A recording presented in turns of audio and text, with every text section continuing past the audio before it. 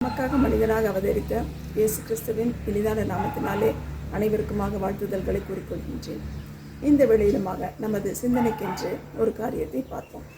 ஒரு ஊரில் ஒரு மனிதன் வாழ்ந்து வந்தான். அவன் விறகுகளை வெட்டி அதை விற்று அதன் மூலமாக தனது வாழ்க்கையை நடத்தி வந்தான்.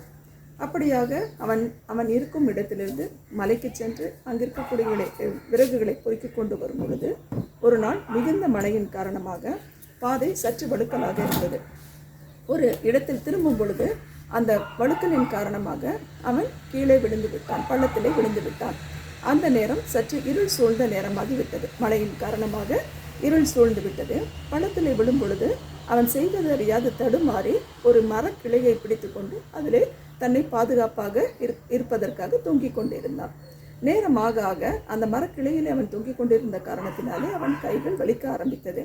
அப்பொழுது இறைவனை நோக்கி கூப்பிட்டான். அப்பா, எனக்கு கை வலிக்குது, கொஞ்சம் எனக்கு உதவி செய்யுங்களேன் அப்படின்னு சொல்லி கேட்குறான்.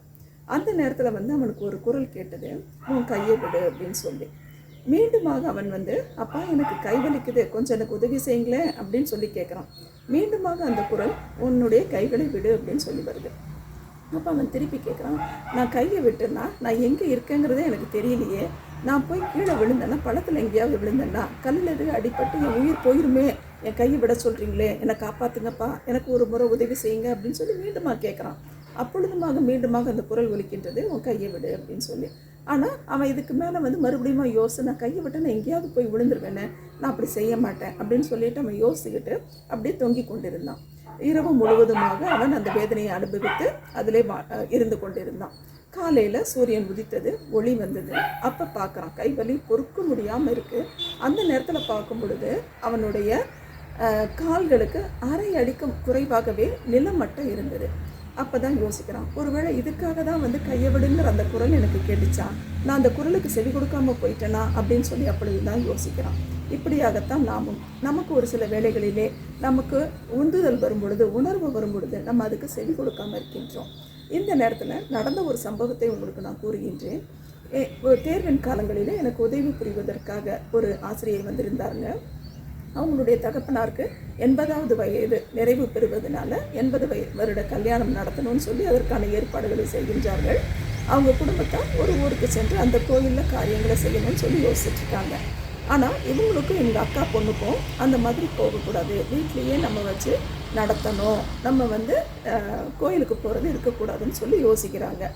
ஆனால் அதை வீட்டில் இருக்கிறவங்க யாரும் கேட்க மாட்டாங்கங்கிறது தெரிஞ்சதுனால அவங்க ஆட்டோமேட்டிக்காக மனதுக்குள்ளாக ஜெபிக்க ஆரம்பித்து விட்டார்கள். அப்பா, எங்களுடைய விண்ணப்பத்தை உங்கள் பாதத்தில் வைக்கிறோம், நீங்கள் பார்த்துக்கோங்கன்னு சொல்லி ஜெபிக்கிறாங்க. இப்படியாக நாட்கள் சென்று கொண்டிருக்கும் பொழுது அந்த அப்பாவிற்கான நாளும் வந்தது, அந்த விழா எடுக்க வேண்டிய நாளுமாக வந்தது. அப்போ அவங்க வேலைக்கு வந்திருந்தாங்க. பணிக்கு வரும்பொழுது நான் கேட்குறேன், ஏன் மேடம் இன்றைக்கி லீவ் எடுக்கலையா நீங்கள் அப்படின்னு சொல்லி.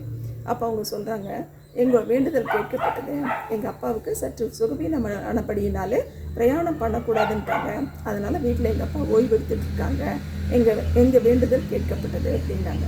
அப்போ சற்று யோசித்தேன், எவ்வளோ ஒரு விசுவாசத்தோடு இவங்க கேட்டுட்டு இருந்தாங்க. அந்த காரியம் நிறைவேறிடுச்சு. இந்த விசுவாசம் நமக்கு இல்லாமல் போயிருதே சமயங்களில் அப்படின்னு சொல்லி யோசித்து கொண்டிருந்தேன். நமக்கு வேதத்தில் ஒரு வார்த்தை உண்டு, கடுகளவு விசுவாசம் இருந்தால் போதும், மழையை பெயர்க்கத்தக்கதான பலன் நமக்கு உண்டுன்னு சொல்லி. அந்த காரியத்தை நம்ம ஒவ்வொரு நாளும் யோசிக்கிறோம், நம்ம ஜெபம் பண்ணுறோம். சமயங்களில் மழை வரும்பொழுது, அப்பா நான் அந்த வேலையை வெளியே போய் சென்று முடிச்சுட்டு வர வரைக்கும் மழை வரக்கூடாதுன்னு சொல்லி வேண்டுதல் செய்கிறோம். ஆனால் கூடவே கொடையவும் நம்ம எடுத்துகிட்டு போகிறோம். இந்த மாதிரியான விசுவாசம் நமக்கு பலனளிக்காது. ஒரு காரியத்தை யோசித்தோம் அப்படின்னா அது கண்டிப்பாக நிறைவேறுங்கிற அந்த விசுவாசத்தோடு இருக்கும்போது, மீண்டுமாக சொல்கிறேன், கடுகளவு விசுவாசம் இருக்கும்போது மலையை பெயர்க்கத்தக்கதான பலன் நமக்கு கிடைக்குங்கிறதுல எந்த விதமான சந்தேகம் இல்லை. கர்த்தர் தாமே நமக்கு இந்த வார்த்தைகளை ஆசீர்வாதமாக்கி தருவாராக. ஆமாம்.